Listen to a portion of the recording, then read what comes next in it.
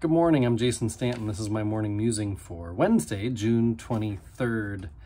Last week I got to be at Sugar Creek Bible Camp with some of our confirmands who participated in the confirmation camp that Sugar Creek offers a couple times per summer. And I was reminded during our conversations, we had a small enough number that I really got to just kind of lead a small group, which is fun sometimes to do something with an intimate number of people rather than kind of a large class setting. And what we talked about, at least for part of the time, is in keeping with something I've heard kids talk about for many years now. I'd say especially in the last 10 years, kids oftentimes get a bad rap for not caring, for not having a work ethic that perhaps we who are older think we have, especially as compared to them.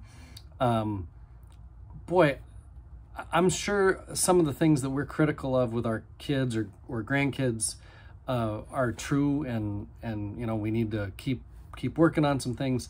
But there are some things our kids care about that really we should too, as deeply as they do. We could learn from our kids a lot, for example, with the whole idea of climate change and how to care for God's creation. I know a lot of us, maybe as we're growing up, go through a phase of really wanting to save the earth or care about creation. And then, I mean, I remember I for some time had a lawnmower when we first moved to Alaska when I was 30. I had a lawnmower that didn't run on gas. It was a rotary, like an old-fashioned 1950s kind of lawnmower. And, you know, those 3 gallons of gas that I didn't burn each summer, it wasn't necessarily about the gas as much as it was about reminding me that I'm responsible for some of the gas that gets burned and put out into the atmosphere. Anyway, I don't still mow that way.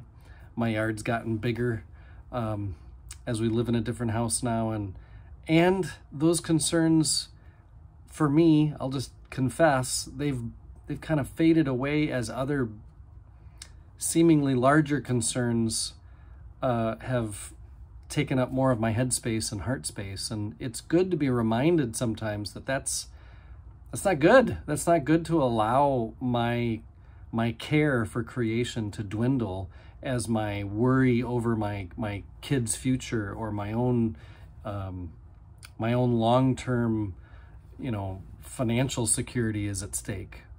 What about creation around us?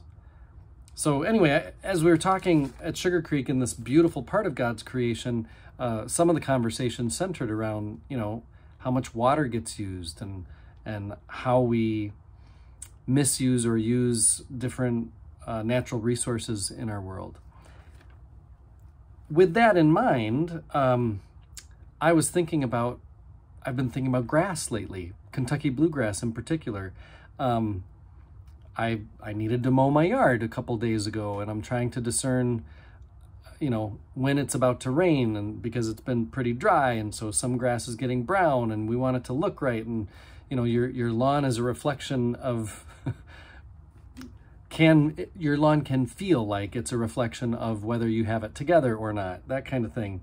In John Green's book, I've mentioned it once before here, the Anthropocene Reviewed, he takes on Kentucky bluegrass.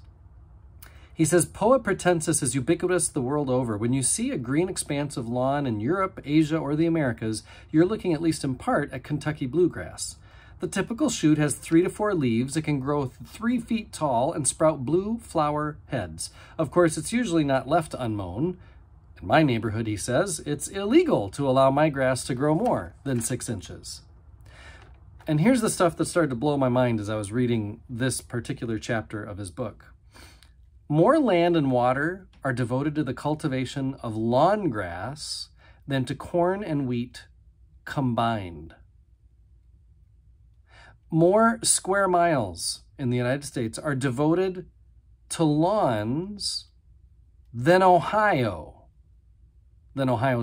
total area. About 1/3 of all residential water use in the United States, that's clean, drinkable water, 1/3 is used to water lawns.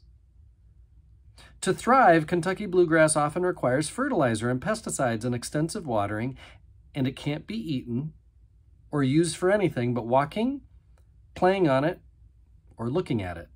In short, the United States' most abundant and labor-intensive crop is pure, unadulterated luxury.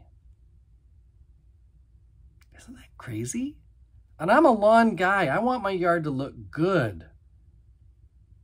If you've been out west or even around here over the last couple months, you know there is a water shortage. I mean, the Mississippi River is very low, which is unusual, but you go out west, there are dams and reservoirs that are hundreds of feet lower than they originally were, or were even only a few years ago.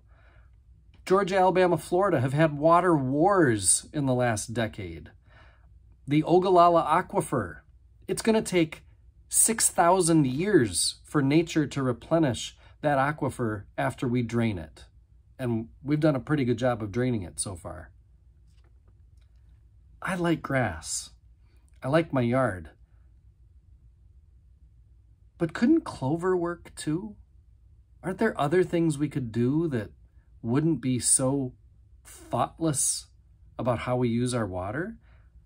You know, if the question of these morning musings is, where's God in all this? As I'm reading about Kentucky bluegrass, I'm thinking, where is God in this whole idea of having Kentucky blue, just having our yards look pretty so that we can show others that we've got things together? I don't know, I'm just thinking, it's not just because I don't want to mow. I actually like mowing. It's nice quiet time. But maybe there's a better way. So let's keep thinking about it as we keep faith alive.